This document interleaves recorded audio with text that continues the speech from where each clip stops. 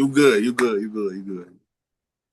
Hey, everybody, I'm here with my new friend Christian Mays, and he's a recent D-1 SEC signee in football. And I've always wondered how that process worked, and so I asked Christian to come on and talk to me about it. And it's kind of new to him too, but Christian, thank you for coming on. I really appreciate you being here. Oh yeah, I appreciate you for having me. Appreciate you having me.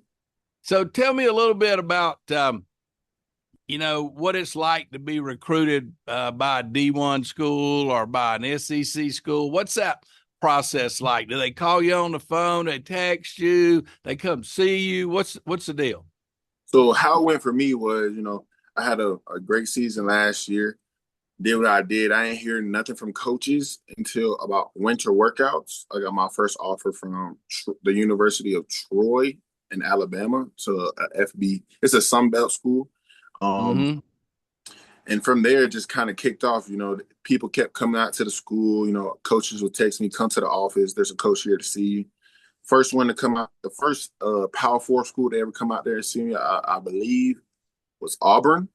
They had a conversation with me, talk ball a little bit, figure out if I fit in their scheme or just how they feel about me overall as a person.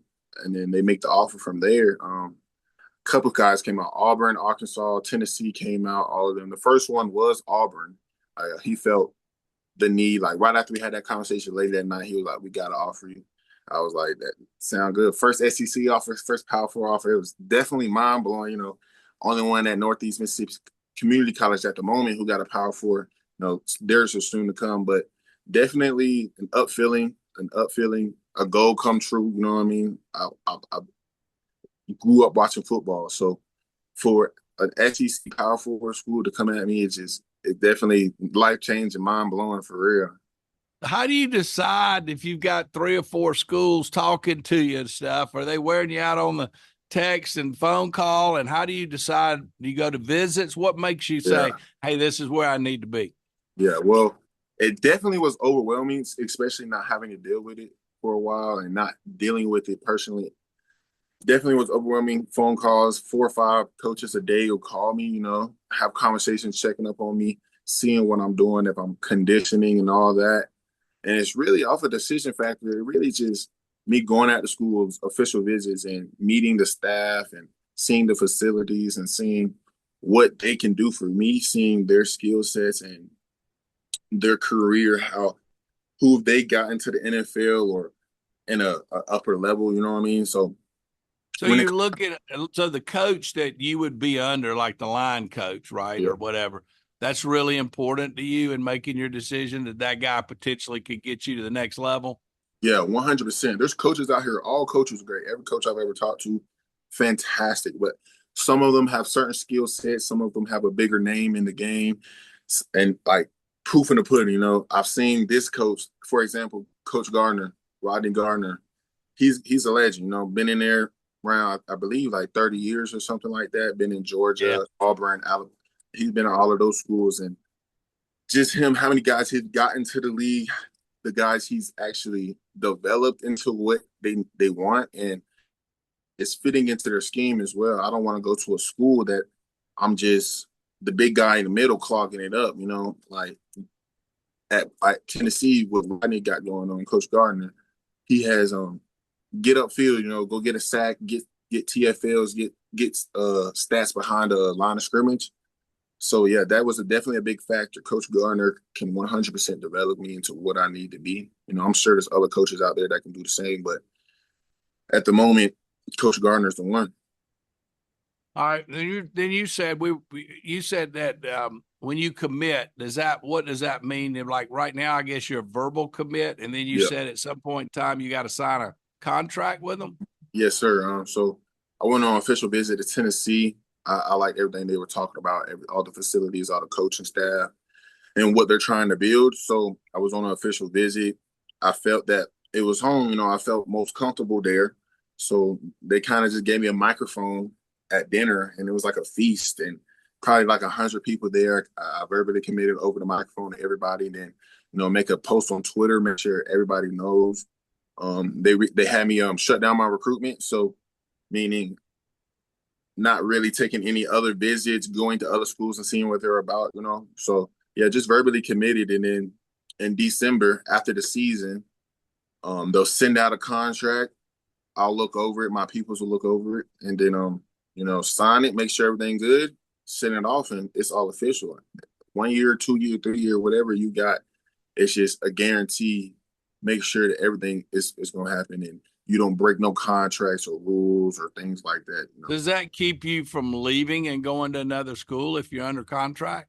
I'm not completely familiar with it. I don't think so though, because nowadays with the transfer portal, I'm pretty sure you can still break contracts and go to another school, enter the transfer portal. People come get you, and you just sign another contract. I believe. Or they might buy you out of your current contract or Yeah, something. yep, something like that. I'm not 100% familiar with it though. All right, when you say they ask you to shut down your recruiting, does that's a verbal thing you're agreeing to do? Yeah, so basically how they put it was like, let's just say you're in a relationship, you want to be committed to that relationship. You don't want to go out talking to other people and things like that. So it's just a loyalty thing between the both of us to guarantee what they're giving and me guarantee what I'm giving. So yeah, just trying to just make sure I'm with them fully 100% and loyal. Um, so tell me a little bit about, you're playing JUCO ball right now, and why did you go play JUCO from high school? Why did you not get offers like right out of high school? So it all began. So I started my high school. I was at Mary Persons in Forsyth, Georgia. I was there. I was doing a little bit of defensive line. I know I was working with the offensive line as well. But my mother, she lived in Colorado, so I ended up moving with her.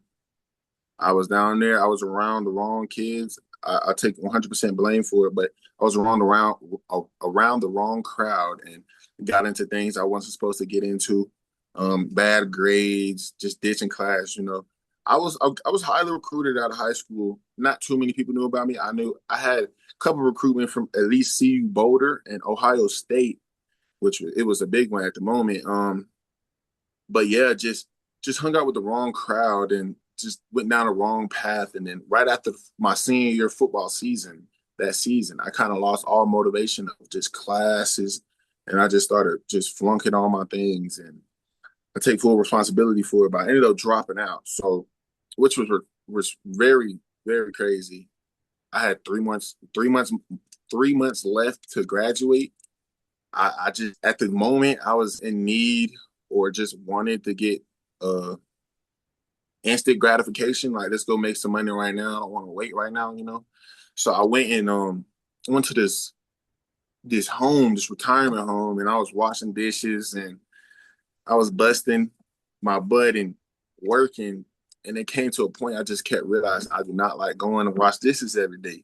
So I made the decision to go back to school. I had one offer, and that was from Coffeyville Community College. Um, so I got back on the phone, got him. He told me I got if I can graduate by December. It's about August at the time. He said if I can graduate by December, I got the offer. I come play in spring. So I went to McLean Community High School, and there was an adult program because I was already 18. So I got my grades right in there. I went and graduated by I think December 17th, and then January 7th I was at Coffeyville Community College. I was there for about a month and a half, 2 months. Unfortunately, my dad had passed away, so it kind of took a toll on me, and the environment I was in just wasn't. It wasn't for me. I didn't like Coffeyville. The Kansas, there ain't nothing out there, so I'm like, I gotta go. Ended up leaving. I went on this camping trip with one of my good friends up here in Colorado, and we just discussed it over. And he had an uncle who owned a construction business, and he was like, he said he was going to get apply for the job. I went with him. I got the job. I asked him let me stay there for a while. I worked construction for that full year. Started off with landscaping, ended up doing sealants, decks, pool decks, anything you can imagine. I'm doing it. You know what I mean? I was the guy lifting up all the heavy stuff and bringing it up, bringing the supplies and things like that. And towards the end, it got to a point where I dreaded waking up every day and going to work. So it just a thought crossed my mind that, well, what if I go play football again? So got back in contact with some coaches. I asked Tyler, like, what can I do to get back into football? And he basically just asked me if I'm for real about it, he can get into contact with some people. So he got in contact with a couple of guys at Mississippi State. Um, Ended up getting me an offer from East Mississippi and Northeast Mississippi. So after a year of working, I was just talking to all the coaches. Trevor Steiger's my D-line coach right now at Northeast Mississippi Community College, and then Coach Fletcher at East Mississippi. I just like what Coach Steiger was all talking about, how much he cared to me as a man, and what he actually saw the plan that I wanted to do and just be successful. So I ended up leaving construction in June last year, 2025, and then went to Northeast Mississippi Community College, started my football season again. So you've only played 1 year at community college? Yes, sir. I've only played 2 full seasons of football, period. My Really? Yes, sir. I played my first full football season at Bear Creek High School in Colorado, Lakewood, Colorado. And then yes, sir, 1 season last year at Northeast. Wow. So you didn't play in high school? Not really. So I always attended practices and I'll always be on the sideline. So I kind of bounce around high school to high school. In middle school, I was always practice. I never really played a game. Somehow have a failing grade or like a C. And my parents, they was like, if you can't get your grades right, you can't play football. So I would always go to practices, but just never go to the games. And then high school came around.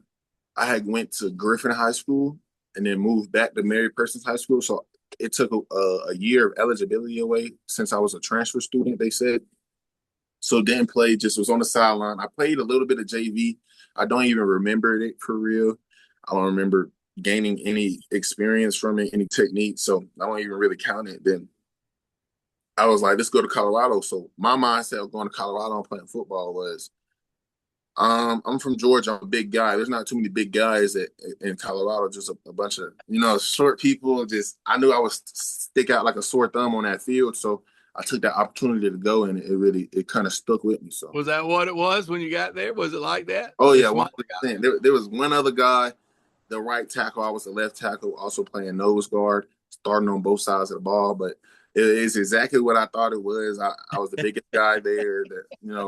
Person who lift the most weights. I was just that guy around there. So it took a toll to my head though. It got to my head and that's why I kind of declined and did all the things I did. So let me ask you this. Do you have to have certain grades to get into Tennessee?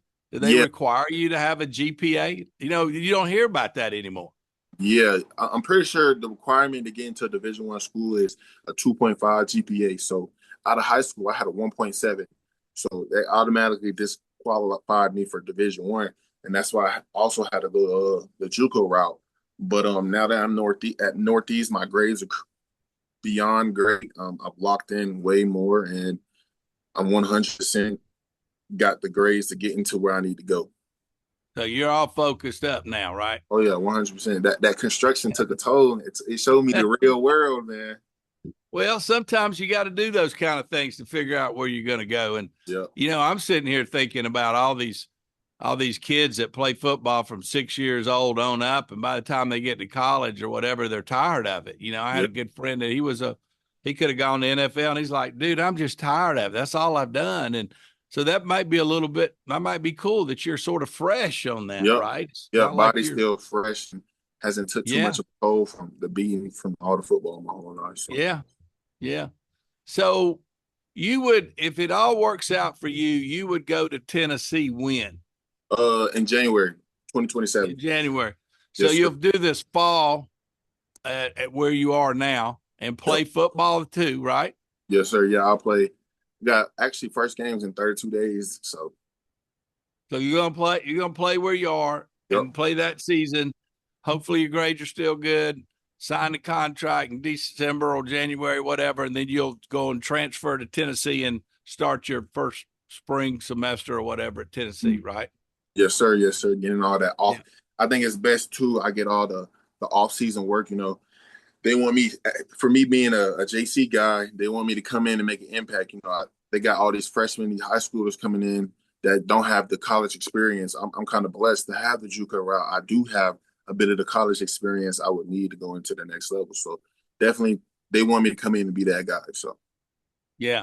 And so how do you look at that? Do you feel like you kind of got to be mean? Is that part of the being aggressive, being mean? Do you have to tune yourself up for that, or does that kind of come natural, or you just see yourself doing whatever your particular job is for that play? yeah, so I kind of had a conversation with somebody about this recently. Like, people always try to put on this persona of who they're not trying to be, or trying to be mean or just extra aggressive. From my point of view, I just do my job. I attack my key, just fast, explosive, and get to the quarterback. Basically how I see it, it's a job. It's just like me at construction getting paid hourly to stack up concrete bags. My job now is to go get tackles, stop the run, get sacks, things like that. So I kind of just take it as a job and just kind of put myself in the mindset, because like when I'm on the field, it's not like I'm just overly aggressive. I'm really just the same person, but just doing my job, attacking who I need to attack, and proving to everybody else who they think I am.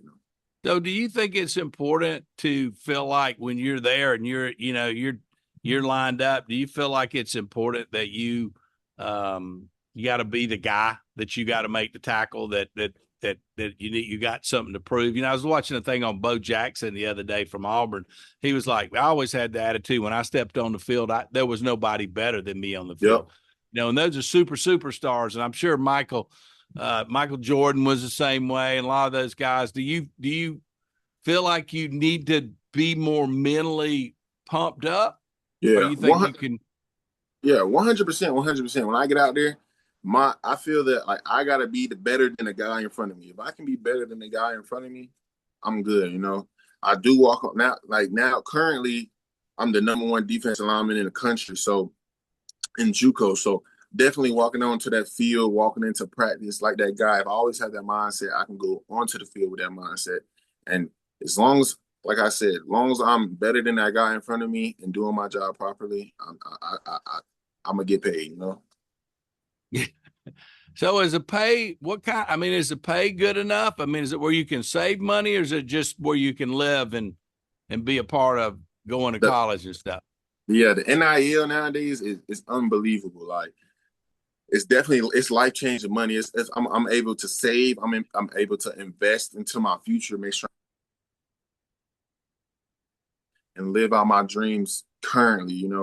Um, there's this running back, David Gabriel. He just signed to Tennessee, and he's 18 years old, senior, and they're paying him almost $2 million a year. Yeah, it's Oh, I heard about him. He's like one of the top running backs in the yeah, country. 5 star. Yeah, it's unbelievable nowadays. It's kind of ridiculous, but I'm not complaining. All right. So did you buy anything? Well, you ain't got the money yet, right? Yeah, no, I ain't got nothing yet. Not until I Yeah. sign. I got a 1 year contract, so I'll get paid monthly for 12 months. So I believe that starts in January. Man, I'm excited for you. Well, man, I really appreciate you sharing with us how that works. And I've often wondered about all of that. And I wish you the best of luck, man. I wish you were at Georgia, but maybe we'll see you on the field. Yeah. I'm a big Georgia guy, but Tennessee, man, go Orange. I love it. I love Oh it. yeah. SEC football. That's the Yes, way to go. sir. Yeah. Dream come true, truly. Like, I feel that it's like it's what I was supposed to do. I've always dreamed about doing it. And now that I've worked, I bust my butt day in and day out doing things that nobody else seen. And just the Lord just getting me to where I need to be. So I'm proud of you, buddy. I'm happy for you. I'm glad you've kind of found a passion and a purpose right now for where you are in life. That doesn't mean it won't change later, but I'm tickled to death for you. And I hope you'll come back after a season or two. We can relook at this and see how it went for you. I'd love to stay in touch. So, oh yeah, 100%, 100%. all right, everybody, Christian Mays, maybe Oh, you'll yeah. see him on the field not this year, but next year. Yeah, yeah, I All right. appreciate it. Y'all can tap in with me on the field this year at Northeast Mississippi Community College. So definitely gonna be putting Watch. there. I love it. I love it. All right, buddy. All Thank right. you so much. I really appreciate it. Oh, yeah. Appreciate you too. Have a good one. All right. How'd that go? That That wasn't was, bad, was yeah, it? yeah, that was good. That was good. I was a little nervous, but it was cool. Well, I thought you did a really, really good job of talking, man. I mean, you did. You're well spoken, Appreciate you. I really do appreciate it. I definitely take that a long way. and that'll be good for you. I might get you some more NIL money. Yeah, for real. Up that value for real. All right, man. All I'll right. All right. I appreciate you. I'll get my guy to put it together, and I'll try to send you the. I think it's going to show me the full video here in a second. It'll download to my email. Let me see. I think I got your email. Oh yeah, I definitely would love to see it. And you got like a channel or something? No, I used to, but now what I do, I just do it when I meet somebody interesting. I don't try to, run it like a regular show. And I'm actually getting more views because it's like, who's Steve talking to? Yeah. It's not like it's all the time.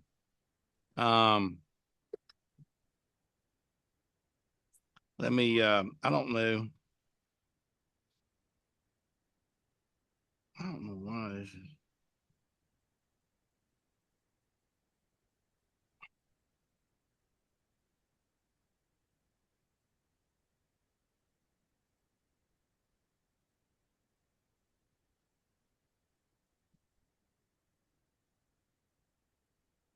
Let's see here. What's your email again? Mays, Mays Christian 23 at Gmail.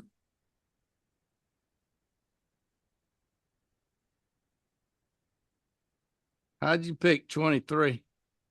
Class of 23, that's the year I graduated. Oh, really? Yeah, it's always been 23. For me, that's Michael Jordan. For He's real number though. 23. Yeah. Yeah. All right, my man. All I'm gonna right. see if it pops back up when I end this thing, and if it does, I'll send it to you. You can look at the uncut version. Oh yeah. All Sorry, right. I miss hitting record. No, you good. No, you good. All right, man. Hey, I'm best of luck, brother. I'm Oh yeah. just great to meet you, man. I appreciate you All right. having me. We'll do it All again. right. See you. Bye. Yes.